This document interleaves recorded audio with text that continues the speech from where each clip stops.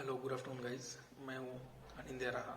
मैं आज से अपनी यूट्यूब जर्नी चालू करने वाला हूँ और ये जो यूट्यूब चैनल है वो लाइफस्टाइल एंड इन्फॉर्मेटिव रहेगा। तो मैं पहला ब्लॉग बनाने जा रहा हूँ ABYB एक्सिस बैंक का जो प्रोग्राम है उसके बारे में। ABYB के बारे में मार्केट में बहुत से मिसकंसेप्शंस हैं, बहुत से कन्फ्यूजन्स हैं। मैं उसको आज पूरी तरीके से क्लियर कर दूंगा। ABYB उनको करना चाहिए जो कि ग्रेजुएट हैं। ग्रेजुएट होने के बाद ही आप ऑफ कोर्स अप्लाई कर सकते हो ABYB में, तो उन लोगों को ही करना चाहिए। और प्लस अगर आप बैंकिंग की तैयारी कर रहे हो और बैंकिंग की तैयारी करके आप बहुत ही अच्छे स्टेज में पहुंच चुके हो, मीन्स मेरा बोलना ये है कि अगर आप इंटरव्यू से रिजेक्ट हुए हो या फिर ग्रुप डिस्कशन से रिजेक्ट हुए हो तो आपको इस प्रोग्राम के लिए नहीं जाना चाहिए। बट अगर आपका प्री नहीं निकल रहा है या फिर मेंस क्लियर नहीं हो रहा है, दोनों में कहीं ना कहीं परेशानियां हो रही है, आप RRB दे चुके हो, IBPS दे चुके हो, SBI दे चुके हो, तो फिर मैं बोलता हूँ आप इसके लिए ऑप्ट कर सकते हो। इसमें कैसा रहेगा, ऑफिशियल वेबसाइट पे फॉर्म आता है, वो आपको फिलअप करना पड़ेगा। उसके बाद आपको एग्ज़ाम डेट इसमें मिल जाएगी। एग्ज़ाम नॉर्मल लेवल का रहता है। आप अगर IBPS RRB ये सब की तैयारी कर रहे हो तो इसका टफनेस उसका 50% ही रहेगा, उससे ऊपर नहीं रहेगा। और इसको क्लियर करना इजी रहेगा जो भी बैंकिंग एस्पायरेंट्स हैं उनके लिए। तो आप एग्ज़ाम दोगे, फिर आपका मेल पे रिजल्ट आएगा। 14 डेज या कभी कभी 20-25 डेज भी लग जाते हैं। मेल पे रिजल्ट आएगा, आपको बता दिया जाएगा कि आप पास हो या फेल हो। अगर आप पास हो तो आपको नेक्स्ट राउंड के लिए एक मेल आएगा कि आपका इंटरव्यू इस डेट पे शेड्यूल हुआ है, या आपको ऑप्शन रहता है आप खुद भी शेड्यूल कर सकते हो अपने हिसाब से, अपने कन्वीनियंस के हिसाब से। तो इसमें भी इंटरव्यू के 2 फॉर्म रहते हैं। वो एक्सिस बैंक ही डिसाइड करती है कि कैसे इंटरव्यू लेना है। ये फेस टू फेस भी लेती हैं और ऑनलाइन भी लेती है। जब मैंने ज्वाइन किया था तो मेरा ऑनलाइन इंटरव्यू था। ठीक है, अब इस पार्ट में आ जाते हैं ABYB पार्ट में टोटली, कि उसके बाद ये पूरा सिलेक्शन प्रोसेस बता रहा हूँ मैं। ठीक है, उसके बाद क्या रहेगा, अगर आपने इंटरव्यू भी क्लियर किया उसके बाद आपको मेल आएगा 15 डेज बाद कि आपका सिलेक्शन हुआ है नहीं हुआ है। अगर हुआ है सिलेक्शन तो फिर आपको 2 यूनिवर्सिटीज़ में ऑप्ट करने के लिए बताया, मीन्स बोला जाएगा, एक मणिपाल, एक MIT। मैंने मणिपाल चूज़ किया था। आप अगर दिल्ली के आसपास हो तो आप MIT भी चूज़ कर सकते हो। और मैं एक चीज़ बोलना चाहता हूँ इसमें बीच में, अगर आप नॉर्मल MBA करने का सोच रहे हो ग्रेजुएशन के बाद, उसमें भी आपको समथिंग 4-5 लाख रुपए लग जाते हैं नॉर्मल MBA करने में एक टायर 1 सिटी से। Tier 1 cities means Bangalore, Mumbai, Pune, Kolkata, Hyderabad, Delhi, इन सिटीज़ से MBA करने में आपको 4-5 लाख रुपए लग जाते हैं और प्लेसमेंट की कोई गारंटी नहीं होती। ठीक है, तो ये course as compare to MBA ज़्यादा अच्छा है। इसको बोलते हैं PGDB, post graduate diploma in banking and services. तो इसमें क्या रहेगा, अगर आपका सिलेक्शन हुआ तो आपको फीस रहेगी 3,88,000 रुपये। इसको आप फाइनेंस भी करा सकते हो या खुद से भी पे कर सकते हो। अगर आप फाइनेंस कराते हो, बैंक आपको फाइनेंस प्रोवाइड करती है। आपको बैंक में जाना पड़ेगा पूरे डॉक्यूमेंट्स लेके, इंटरव्यू में सिलेक्शन होने के बाद पूरे डॉक्यूमेंट्स लेके। उसमें आपको जो भी आधार कार्ड, पैन कार्ड, आपका KYC डॉक्यूमेंट्स जो भी है वो पूरा चेक होगा। वो वहाँ से लेंगे, चेक लेंगे आपसे, 3 चेक्स लेंगे, क्रॉस चेक्स, वहाँ आपको देना पड़ेगा। और अगर आप फाइनेंस कर रहे हो उसकी बात कर रहा हूँ मैं, और नॉर्मल अगर आप सामने से कैश पे करके कर रहे हो उसके बाद मैं बाद में करता हूँ, तो आपको ये देना पड़ेगा। वहाँ से फिर 15 डेज में आपको पता चल जाएगा, 7 to 15 डेज में, कि आपका लोन पास हुआ है कि नहीं।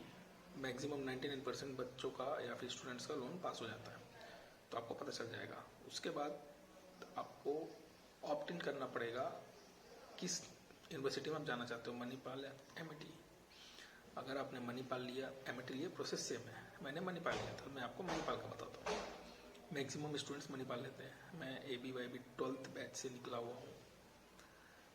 तो अगर आपने मणिपाल लिया, पूरा प्रोसेस होने के बाद आपको एक डेट आ जाएगी मणिपाल में ज्वाइनिंग की। मणिपाल में जब आप ज्वाइन हो जाओगे, वहाँ जाओगे तो आपको पूरा ज्वाइनिंग प्रोसेस रहेगा। वो 2 से 3 दिन तक चलता है। आप फर्स्ट डे जाओगे, आपका फर्स्ट डे होगा। अगर आपका सेकंड डे भी जाओगे तो हो जाता है, कोई प्रॉब्लम नहीं। बट मेरा यही है, अगर कोई ज्वाइन कर रहा है तो फर्स्ट डे पे ही पहुंच जाओ और टाइम से पहुंच जाओ। पूरे डॉक्यूमेंट्स रखो आप अपने पास, KYC डॉक्यूमेंट्स रखो, एजुकेशनल सर्टिफिकेट्स रखो, आप वहाँ जा सकते हो। पूरा प्रोसेस होने के बाद आपको हॉस्टल अलॉट किया जाएगा। हॉस्टल्स भी उनके पास 3-4 हॉस्टल्स है, लेडीज़ का अलग, जेंट्स का अलग। तो हॉस्टल्स उस हिसाब से अलॉट हो जाएगा आपको। अलॉट होने के बाद 2 से 3 दिन बाद इनकी क्लासेस स्टार्ट होंगी। क्लासेस का टाइमिंग जो रहता है वो सुबह 9 बजे से शाम को 6 बजे तक ये क्लासेस रहेंगे। बीच में ब्रेक रहेगा, 2 ब्रेक्स रहेंगे 10-10 मिनट के, और बीच में लंच ब्रेक रहेगा हाफ एन आवर का। तो ऐसा करके शुरू में आपको तकलीफ होगी, क्योंकि कॉलेज में जैसा हम जाते हैं, हमको कोई टाइम का बाउंडेशन ज़्यादा होता नहीं है, 4-5 घंटे मैक्सिमम 4 घंटे। बट इसमें पूरा आपका 9 से 6 बजे तक बैठना पड़ेगा, और रेगुलर क्लासें रहेंगी। एक क्लास 50-50 मिनट से 1.5 घंटे तक भी हो सकती है। तो ऐसा करके आपका पूरा क्लास चालू होगा। मैं आपको हॉस्टल के बारे में बताया। हॉस्टल अलॉट होने के बाद आपको आपके हिसाब से बेड्स दिए जाएंगे। एक रूम में 2 से 3 लोग भी रहते हैं। बेड्स अच्छे रहते हैं, कोई प्रॉब्लम नहीं है, साफ़ सुथरा रहता है, और खाना भी आपको वहीं प्रोवाइड होता है। खाना भी आपको कैसा रहता है, ब्रेकफास्ट आपको हॉस्टल में रहेगा, लंच आपके प्रीमिसेस में रहेगा। एक्सिस बैंक का जो ABYB प्रीमिसेस है वहाँ पे आपका लंच रहता है, और डिनर फिर आपके हॉस्टल में रहेगा। यहाँ 4 हॉस्टल्स हैं। 2 हॉस्टल्स थोड़ा कैंपस से दूर हैं, तो उनके लिए मणिपाल वालों ने बस प्रोवाइड की हुई है। वो बस से आपको सुबह 8 बजे चल के 8 सवा 8 बजे चल के यहाँ 9 बजे पहले पहुँचना रहेगा। और एक हॉस्टल पास में है, मैं नाम नहीं लेना चाह रहा किसी भी हॉस्टल का। एक हॉस्टल पास में है, वो जस्ट अपोजिट साइड में है एक्सिस मणिपाल कैंपस के। उसमें आप 2 मिनट में पहुँच सकते हो। तो वो डिपेंड करता है कि आप किस स्लॉट में आपको हॉस्टल मिला है। उस स्लॉट के हिसाब से आपको वो देखना पड़ेगा किस हॉस्टल में आप जा रहे हो, कौन सा हॉस्टल आपको एलोकेट हुआ है। हॉस्टल का रूल कुछ ऐसा है कि आप जो भी आपको कवर्ड प्रोवाइड करेंगे, वो कवर्ड आप खुला छोड़ के प्रीमिसेस में नहीं जा सकते, क्योंकि रोज़ साफ सफाई होती है। तो उसमें अगर आपका कवर्ड खुला मिला किसी भी दिन, तो हॉस्टल वार्डन को आपकी कंप्लेन जाएगी, और आपको जो स्टाइपेंड मिलता है, मैं स्टाइपेंड के बारे में बात करता हूँ बाद में। आपको जो स्टाइपेंड मिलता है 5,000 रुपये का, उसमें से 500 रुपीज़ कट हो जाएंगे। अगर ऐसा 2-3 दिन भी हुआ तो आपका 1,000-1,500 कट होगा। और प्लस आपको क्लीन सेव रहना पड़ेगा। सेविंग कुछ भी नहीं रहनी चाहिए, आपको रोज़ क्लीन सेव करके जाना पड़ता है एक्सिस कैंपस में। तो ये हो गई हॉस्टल की बात। खाना अच्छा है, खाने की कोई दिक्कत नहीं, खाना सब अच्छा है। तो आपको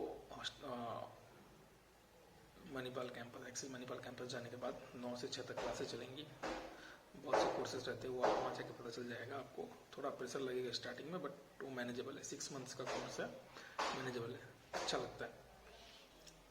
शाम को फिर आप पूरा दिन ऐसा करने के बाद, पूरा क्लासेस होने के बाद 6 बजे के बाद 1 घंटा या तो योगा सेशन रहेगा, या तो फिर आपका मेडिटेशन सेशन रहेगा। वो भी आपको करना कंपलसरी है। वो करने के बाद 7 बजे आप हॉस्टल से आओगे। हॉस्टल आने के बाद 7 बजे आपको 8-8:30 से खाना स्टार्ट हो जाता है, डिनर।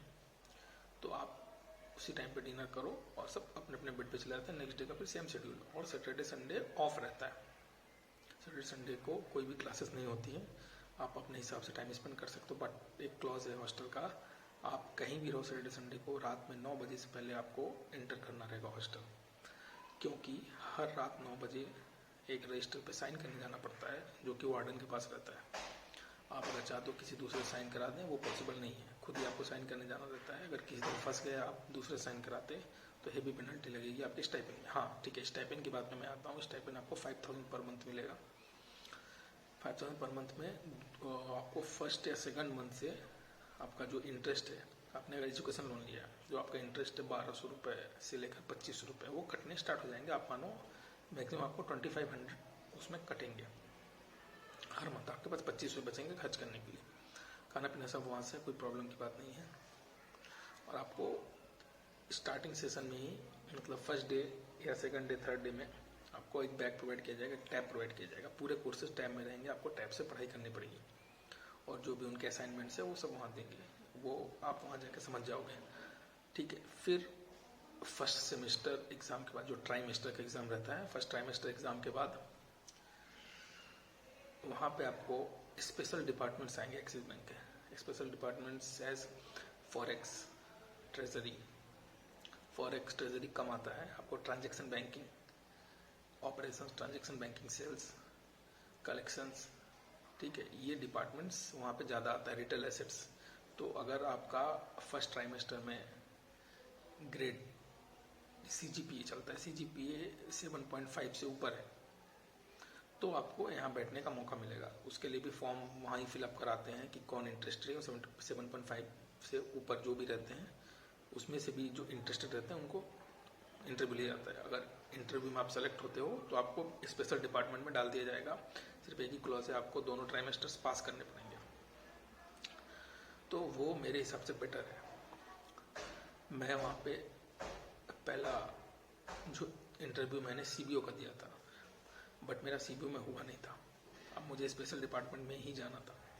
फिर उसके बाद fraud control unit and collections का स्पेशल डिपार्टमेंट आया। मैं स्पेशलाइजेशन के लिए इंटरव्यू हुआ, तो मैंने उसको दिया, मैं उसमें सेलेक्ट हो गया।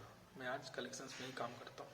और मेरा जो भी जा रहा है, मेरी रिकमेंडेशन ये है कि आप एज ए CSO उस कैंपस में जाओगे, कि आप पूरे एग्जाम देने के बाद एज ए CSO आपका पोस्टिंग होगा बैंक में। बट CSO में ट्राई करिएगा नहीं जाना पड़े, कोई स्पेशल डिपार्टमेंट लेके आप निकलो वहाँ से, वो आपके personal and professional life balance के लिए ज़्यादा अच्छा रहेगा। क्योंकि CSO में मेरे को नहीं लगता कुछ ऐसा है, क्योंकि मेरे 90% जो भी वहाँ के कलीग्स या फ्रेंड्स हैं CSO में है, बट उनका पर्सनल लाइफ और प्रोफेशनल लाइफ का बैलेंस कुछ भी नहीं है।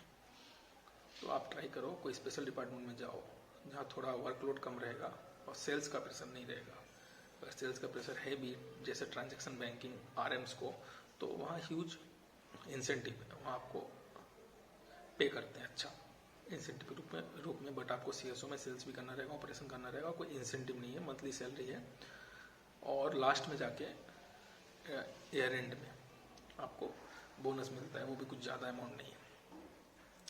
तो अगर जो लोगों ने लोन लिया है उनको पूरा कोर्स कंप्लीट करने के बाद उनका पोस्टिंग होगा, चाहे आप CSO में हो या फिर स्पेशल डिपार्टमेंट में, सैलरी सेम रहेगी। वो थोड़ा डिफर करेगी सिटीज़ के हिसाब से, बट वो डिफरेंस भी 500 से 2000 के बीच में रहता है, कोई ज़्यादा मेजर डिफरेंस नहीं है। अगर आप, मैं मानता हूँ आप नॉर्मल एक सिटी में हो, आप टायर 1 सिटीज मानो, नॉर्मल छोड़ो, आप टायर 1 सिटी मान लो, आप बॉम्बे में हो। बॉम्बे में आपकी इन हैंड सैलरी रहेगी 24,500 से 25,000 रुपये, जिसमें से आपका लोन का पार्ट कटेगा 8,818 रुपये, ठीक है, जो कि आपका समथिंग हाथ में फिर आपको बचता है 15,000, उससे ऊपर नहीं बचेगा हाथ में। तो 15,000 में आपको मुंबई निकालना है। आपका वो फर्स्ट ईयर थोड़ा सा टफ जाएगा, first year in part of living, मतलब अगर मैं लिविंग की तरह से देखूं वो थोड़ा टफ जाने वाला है। बट नेक्स्ट ईयर से मैनेजेबल होगा, जैसे जैसे आपका हाइक होगी आपकी सैलरी में, मैनेजेबल रहेगा। तो मेरा कहने का मतलब यही है, इन शॉर्ट जो मिसकंसेप्शंस हैं ये कोर्स रिलेटेड, वो कुछ हद तक ठीक है, कुछ हद तक ठीक नहीं भी है। अगर आप, मैं फिर से बोल रहा हूँ, अगर आप नॉर्मल MBA करते हो, आपकी जॉब की कोई गारंटी नहीं होती। इसमें आपको एक कॉर्पोरेट लाइफ में पुश मिल जाएगा, सैलरी कुछ भी रहने दीजिए, आप घर से मंगा लीजिए 5,000 रुपये 1 साल तक एक्स्ट्रा, तो 20,000 में आप चला सकते हो। बॉम्बे में भी किसी भी तरह से मीन्स चला सकते हो ना, अच्छा लाइफ नहीं जी सकते बट चला सकते हो, तो मंगा लीजिए। बट आप एज ए AM पोस्टेड हो गए, असिस्टेंट मैनेजर इन एक्सिस बैंक, फिर आप 1 ईयर 2 ईयर्स काम करो, आप स्विच कर लो। मैंने भी सेम किया था, मैं कलेक्शंस में था, मैं 2 ईयर्स बाद कलेक्शन से स्विच कर लिया हूँ, तो मेरी सैलरी अभी ठीक है, पहले से अच्छा हाइक मिला। एक्सिस बैंक में भी मेरे को 2 हाइक्स मिले थे, उसके बाद मैंने यहाँ अच्छा हाइक लेके मैं दूसरे बैंक में गया। तो मेरा कहना यही है, अगर आपके पास दूसरा कोई ऑप्शन नहीं है, दूसरा आप कुछ नहीं कर रहे हो, बैंकिंग लाइन में आना चाहते हो या फिर एक जॉब की ज़रूरत है, तो आप इजीली ये एग्ज़ाम क्रैक कर सकते हो। क्रैक करके आपके हाथ में कम से कम जॉब रहेगी। फर्स्ट ईयर आपको बहुत ज़्यादा प्रेशर रहेगा, थोड़ा टफ रहेगा in terms of finance also, आपको टफ रहेगा थोड़ा फाइनेंस मैनेज करना अपना टायर 1 सिटीज़ में कम से कम। बट सेकंड ईयर से आपका वो मैनेजेबल होगा और आपको एक कॉर्पोरेट लाइफ में पुश मिल जाएगा कि आप AM से DM पे ही जाओगे, कहीं पे AM से ऑफिसर पे नहीं जाओगे, AM से AM पे भी नहीं जाओगे किसी दूसरे बैंक में। 99% टाइम्स पर आप DM पे जाओगे, वहाँ पर आपकी सैलरी अच्छी हो जाएगी। उसके बाद आप मैनेजर, सीनियर मैनेजर, जैसा भी जिस बैंक का क्राइटेरिया रहता है उस हिसाब से आप ऊपर लेडर्स चढ़ते जाओगे। तो ये आपको तय करना है। आप गूगल पे मिसकंसेप्शंस मत देखिए, गूगल पे फॉल्स जानकारियाँ भी बहुत हैं, वो मत देखिए, खुद एक्सपीरियंस करिए। अगर आपके पास दूसरा ऑप्शन नहीं है, आप चाहते हो कि ग्रेजुएशन बाद आप सेल्स ज्वाइन कर लोगे कहीं भी एज ए ऑफिसर, मत करो ज्वाइन, ये कोर्स करो। इसमें आपको AM की ग्रेड मिलेगी। AM की ग्रेड ऑफिसर से लाख गुना अच्छी है, और कॉर्पोरेट पुश मिल जाएगा, ऑन रोल रहोगे एक्सिस बैंक में। तो ये आपको चूज करना है कि आपको क्या करना है। इसी तरह ICICI भी कोर्स कराता है। मैं ICICI के बारे में फुल्ली नॉलेजेबल नहीं हूँ, इसलिए मैं सिर्फ एक्सिस बैंक के बारे में बताया हूँ, क्योंकि ये रिलेटेड मैं गूगल में बहुत सारे जो न्यूज़ है वो पढ़ता हूँ, ब्लॉग्स पढ़ता हूँ ये रिलेटेड। तो मुझे लगा कि इसके बारे में वीडियो बनाना चाहिए, ऐसे ही मेरा फर्स्ट वीडियो है। तो कुछ भी अगर इसमें गलती हो गई मेरे से बोलने में, मैं जो इन्फॉर्मेशन दिया वो कुछ भी गलत नहीं है। मीन्स अगर कम्युनिकेशन में कुछ गलती हो गई हो तो उसके लिए I beg a pardon. Next time से वो मैं ध्यान रखूँगा, और जो भी गलती हुई हो प्लीज़ आप मुझे मेरे YouTube चैनल के नीचे कमेंट बॉक्स में बताएं कि आपको इस तरीके से करना चाहिए। क्योंकि मेरा फर्स्ट ब्लॉग है तो मैं मानता हूँ गलतियाँ हो सकती हैं। प्लीज़ आप मुझे बताएं कि क्या गलती हुई मेरे से, और जो भी मैंने आपको इन्फॉर्मेशन दिया वो 101% ट्रू है। तो उस हिसाब से आप इसमें जा सकते हो। और कुछ भी आपको इन्फॉर्मेशन लगते है BYB रिलेटेड, आप नीचे कमेंट करो, मैं आपको तुरंत जवाब दूंगा। Thank you so much. Please subscribe my channel and click the bell icon. I will make more informative videos plus blogging of lifestyle in my channel. I will post all these things in my channel in future. Thank you. Anindya Sundara signing off.